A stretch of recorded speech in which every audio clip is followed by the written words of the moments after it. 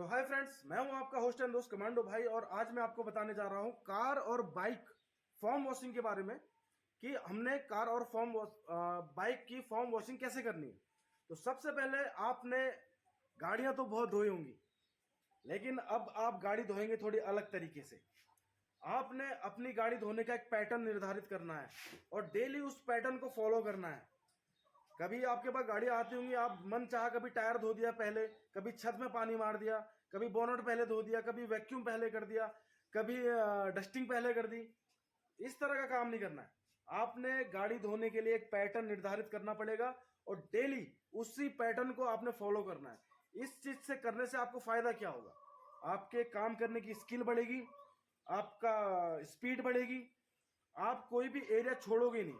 आपको याद रहेगा कि हाँ यार, मैंने ये काम कर दिया।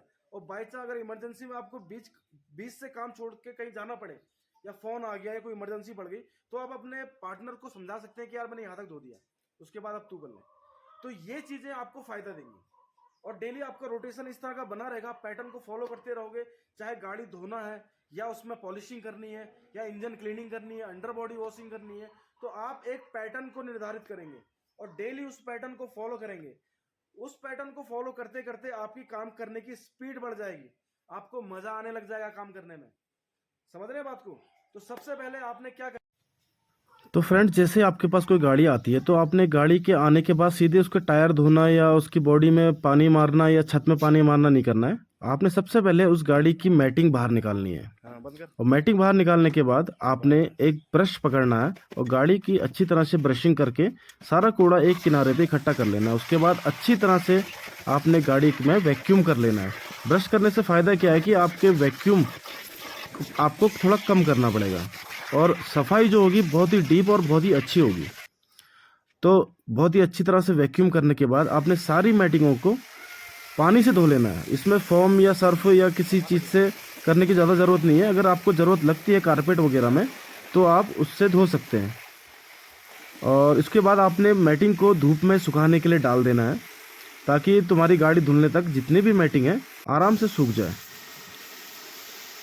तो देखिए हम किस तरह से मैटिंग धो रहे हैं और उसके बाद हम सीधे इसको सुखाने डाल देते हैं। और जहाँ पर आप सबसे पहले जहाँ पर किसी ने उल्टी वगैरह की है तो उस उल्टी को भिगा दो। और नंबर 1, सबसे पहले आपने गाड़ी का फ्रंट टायर धोना है, जो ड्राइवर साइड का होता है वो टायर धोना आपने सबसे आगे का। अच्छी तरह से उसकी मट्टी निकालो, उसकी गंदगी निकालो और उसमें जितने ब्रेक शू का जो काला काला पानी वो होता है वो सब निकाल देना है। उसके बाद आपने गाड़ी का बोनट खोल देना है। बोनट खोलने के बाद आपने ये चेक करना है कि गाड़ी ज़्यादा गर्म ना हो। और क्या कहते हैं, उसके बोनट के चारों तरफ आपने पानी मारना है। तो हम पानी किस तरह मारते हैं, सबसे ऊपर जो ऊपर का ढक्कन होता है उसके चारों तरफ, और उसका जो कारपेट है उसको अच्छी तरह से साफ कर लिया। और चारों तरफ की दीवार इंजन पे ज़्यादा ना मार के। और ये है जो ये बैटरी हो गई और ये है इसका फ्यूज। तो फ्यूज और बैटरी में पानी आपने बहुत कम, हल्का से खाली उसकी धूल उड़ानी है। और चारों कॉर्नर में पानी मारने के बाद 2-3 बार आपने सेंटर में घुमा देना है, बशर्ते गाड़ी थोड़ी ठंडी होनी चाहिए। और अगर पानी कम है तो आपने उसके वाइपर वाले में पानी में डाल देना। और नेक्स्ट उसके बाद आपने आ जाना है दूसरे टायर में, जो पैसेंजर साइड का टायर होता है सबसे आगे का। उसकी अच्छी तरह से आपने धुलाई कर लेनी है और जो रिम में छेद होते हैं उसमें अच्छे से पानी डाल के उसकी भी धुलाई कर लेनी है।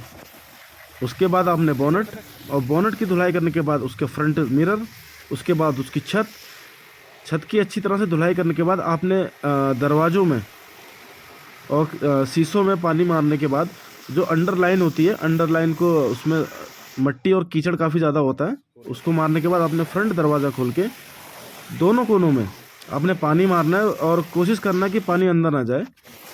इसी तरह से आपने पीछे का दरवाज़ा खोल लेना है और पीछे का दरवाजे को भी अच्छी तरह से पानी मारने के बाद उसको बंद कर लेना है। अब आती है बारी नंबर 3 नंबर के टायर की। तो तब जाके आपने तीसरे नंबर का टायर धोना है। और टायर को धोने के साथ साथ आपने दोनों दरवाज़ों को बाहर से और छत में भी थोड़ा सा पानी मार लेना है। उसके बाद हम आते हैं गाड़ी के बैक साइड में।